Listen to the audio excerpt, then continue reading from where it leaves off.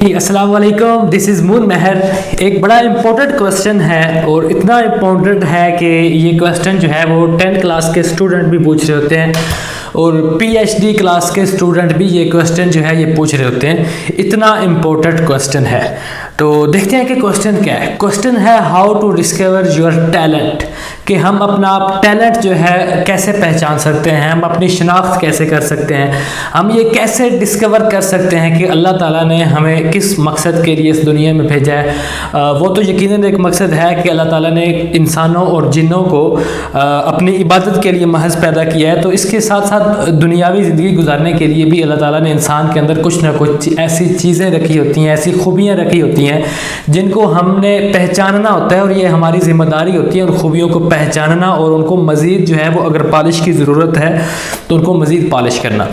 तो ये सिंपल से 7 स्टेप हैं। अगर हम इन 7 स्टेप को मद्देनज़र रखते हुए अपने आप को एनालाइज करें तो हम अपना टैलेंट जो है वो जान सकते हैं कि हमें हमारे अंदर अल्लाह ताला ने कौन कौन सी खूबियाँ जो हैं वो रखी हैं। तो 7 स्टेप जो है ये आपको किसी बुक से नहीं मिलेंगे, ये किबला कासिम अली शाह साहब की रिसर्च है। तो उन्होंने अपनी रिसर्च में बताया है कि ये 7 स्टेप पर अगर कोई अमल करे और इनको मद्देनज़र रखते हुए अपना टैलेंट पहचानने की कोशिश करे तो वो ज़रूर इन 7 स्टेप के अंदर से ही अपना टैलेंट जो है वो पहचान लेता है। नंबर 1 स्टेप कौन सा है? नंबर 1 स्टेप है कि जिस इंसान के अंदर जिस काम का टैलेंट होता है, पैशन होता है, वो काम उस इंसान को टाइम एंड स्पेस से आउट कर देता है। कि इंसान को वो फिक्र नहीं होती कि टाइम क्या हो रहा है, मैं किस जगह पे बैठ के काम कर रहा हूँ, उसकी नज़र बार बार घड़ी पर नहीं जा रही होती।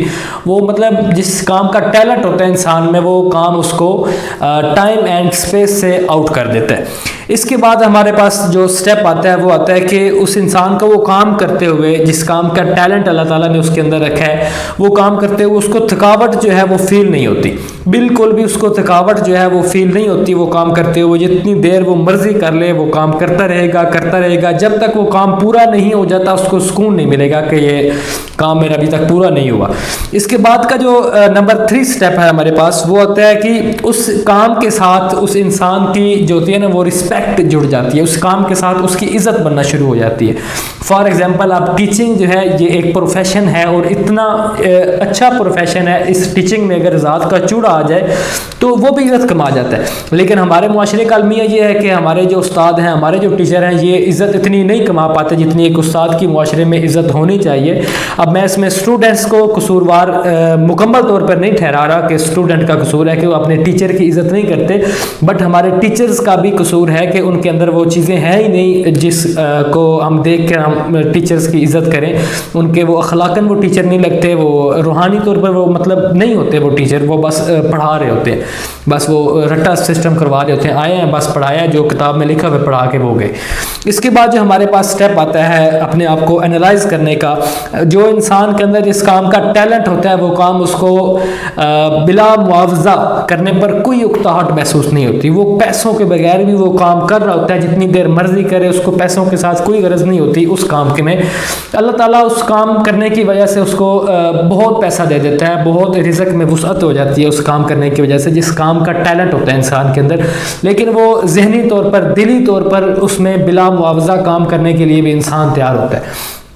इसके बाद जो होता है हमारे पास स्टेप आता है वो होता है कि उस काम के साथ इंसान की आइडेंटिटी, शनाख्त बन जाती है उस काम के साथ। अब हम ईदी का नाम लें, ईदी सर्विस, तो हमारे जहन में फ़ौरन अब्दुल सत्तार ईदी साहब का नाम आ जाता है। इसी तरह जो जिस काम का भी टैलेंट होता है इंसान वो उतने अच्छे तरीके से करता है तो आहिस्ता आहिस्ता करके उस बंदे की शनाख्त बनना शुरू हो जाती है कि फ़लाँ बंदा जो है ये फ़लाँ काम बहुत अच्छे से बड़ा ज़बरदस्त करता है, द एंड कर देता है उस काम में। इसके बाद जो हमारे पास स्टेप आता है उस अपने टैलेंट को पहचानने का, जिस इंसान के अंदर जो टैलेंट होता है उसकी में जो मुश्किलात आ रही होती हैं वो बंदा उन मुश्किलात को चूम कर गले से लगा रहा होता है कि कोई मुश्किल नहीं है, क्योंकि उसको पता होता है कि ये मेरा मंजिल ये नहीं है, मेरी मंजिल बहुत आगे है। ये तो एक मुश्किल आई है और प्रॉब्लम आई है मेरे इस मंजिल तक पहुंचने के लिए, जहाँ तक मेरा जो रास्ता है, रास्ते में एक प्रॉब्लम आई है तो उस प्रॉब्लम का सलूशन निकल आएगा। क्योंकि दुनिया में ऐसी कोई भी प्रॉब्लम नहीं है जिसका कोई सलूशन ना हो, हर प्रॉब्लम का सलूशन जो होता है वो मौजूद होता है। तो उस मतलब जो मुश्किलात आएंगी उस काम में वो उन मुश्किलात को चूम कर गले से लगाएगा, उनका सलूशन निकालेगा और वो आगे निकल जाएगा। जो आखिरी स्टेप है नंबर 7 हमारे पास वो आता है कि जो ओरिजिनल टैलेंट होता है ना इंसान के अंदर, वो इंसान को चैन से बैठने नहीं देता। वो इंसान कोई भी काम कर रहा हो ना, वो पेचीदा पेचीदा अपना टैलेंट वाला काम वहाँ से ढूंढ रहा होगा। ये आपने बहुत जगह पे देखा होगा, बहुत लोगों को ऐसे देखा होगा कि उन कोई और काम कर रहे हो ना, लेकिन उस काम का टैलेंट नहीं है उस बंदे के अंदर, वो उस काम में भी अपने टैलेंट वाली चीज़ें जो होंगी ना वो ढूंढ रहा होगा। वो मतलब पेचीदा पेचीदा तौर पर कर रहा होगा, क्योंकि वो उसको टैलेंट जो है उसका वो चैन से नहीं बैठने दे रहा होता। तो अगर हम अपने आप को ये हमने 7 स्टेप तो सुन लिए, अब हम देखते हैं कि हम अपने आप को एनालाइज कैसे करें, अपने आप को एनालाइज कैसे करके हम अपना जो है वो टैलेंट जो है वो इन स्टेप के मदद से अपना टैलेंट जो है वो तलाश कर सकते हैं। देखिए, एक दिन आप निकाल लें, कोई इशू नहीं है, एक दिन निकालें, सुकून से बैठें, पेपर पास रखें, अपने पेन पास रखें, लिखें, ये पॉइंट सारे लिख लें। आप फॉर एग्जांपल अगर आपकी एज 25 ईयर है तो 10 साल आप पीछे चले जाएं, 15 साल की एज में चले जाएं कि 15 साल की एज में आप क्या करते थे, क्योंकि टाइम गुजरते हुए बिल्कुल भी आजकल पता नहीं चलता। आप अगर 20 साल वापस जाना चाहें तो आप 20 साल पुरानी भी चीज़ें याद रख सकते हैं। अल्लाह का शुक्र है, मेरी यादाश्त तो बहुत अच्छी है। मैं वालिदैन के साथ तकरीबन कोई 4-5 साल की उम्र में गया था उम्रा करने के लिए, तो उस टाइम की काफ़ी चीज़ें मुझे अब तक भी याद हैं। तो हर इंसान ये कर सकता है कि अपनी ज़िंदगी में जितनी भी उसकी एज है वो 10 साल वापस जाना चाहे तो वो जा सकता है। वो 10 साल को एनालाइज करे कि 15 साल की एज में मैं स्कूल पढ़ता था, कॉलेज पढ़ता था, यूनिवर्सिटी पढ़ता था, जो भी करता था, वट एवर जो भी करता था, उस टाइम से लेके अब तक इन 10 सालों में ऐसे कौन से काम हैं जो मैंने किए हैं तो मुझे वहाँ पे टाइम एंड स्पेस से मैं आउट हुआ था। मुझे टाइम की कोई फिक्र नहीं थी, मुझे जगह की कोई फिक्र नहीं थी, बस मैं काम कर रहा था, मुझे मज़ा आ रहा था काम करने का। पहला स्टेप हो गया। अगर टैलेंट उसका मिल गया ठीक है, वो लिख ले। नंबर 2 स्टेप पे आ जाए। दूसरे स्टेप पे आ गया, वो उन्हीं 10 सालों में ऐसे काम ढूंढे कि कौन कौन से ऐसे मैंने काम किए थे जहाँ पर मुझे थकावट फील नहीं होती, जहनी तौर पर थकावट, जिस्मानी तौर पर नहीं, कि जहन मेरा नहीं थका था, मैं बिल्कुल फ्रेश काम करता रहा। रात के 12 हो गए, 1 हो गए, 2 हो गए, मैं काम करता रहा, मुझे थकावट बिल्कुल भी फील नहीं हुई। तो नंबर 2 पे अगर कोई 1-2 काम मिलते हैं आपको, आप वो भी लिख लें।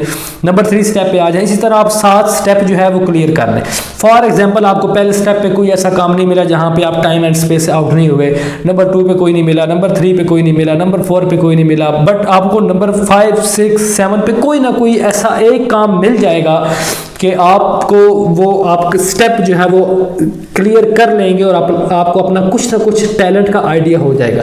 अगर आपने ये एक दिन की मेहनत जो है ना कर ली है ना, एक दिन आपका ज़ाया नहीं होगा। ये एक दिन जो आपने टैलेंट अपना ढूंढा है, ये आपकी पूरी ज़िंदगी बदल देगा।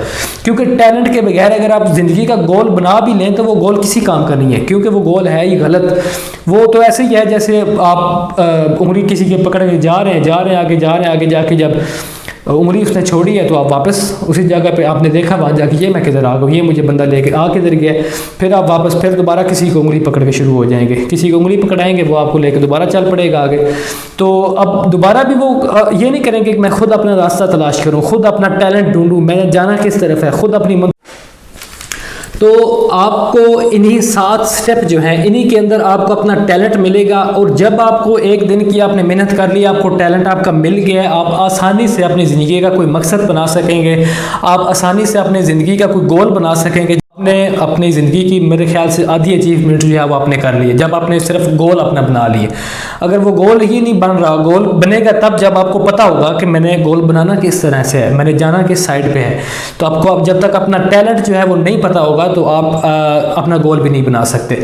तो मैं उम्मीद करता हूँ आपको ये 7 स्टेप जो है वो समझ में आ गए होंगे। अगर आप ये प्रैक्टिस करते हैं, प्रैक्टिकली ये प्रैक्टिस करते हैं, आपको फिर भी चीज़ों की नहीं समझ आती, आप मुझे ज़रूर रब्ता कर सकते हैं। मेरे यूट्यूब पर मेरे डिस्क्रिप्शन में लिंक दिए होंगे फेसबुक का और इंस्टाग्राम का, आप मुझे ज़रूर रब्ता कर सकते हैं वहाँ पे, या फिर आप मेरे मेल कर दें, इंशाल्लाह मैं आपको रिप्लाई जो है वो मेल में भी कर दूंगा। मैं आपके साथ मुकम्मल कोऑर्डिनेशन करके आपका टैलेंट ढूंढने में आपकी भरपूर मदद करूँगा। तो मिलते हैं नेक्स्ट वीडियो में, अपना ख्याल रखें, अल्लाह हाफिज़।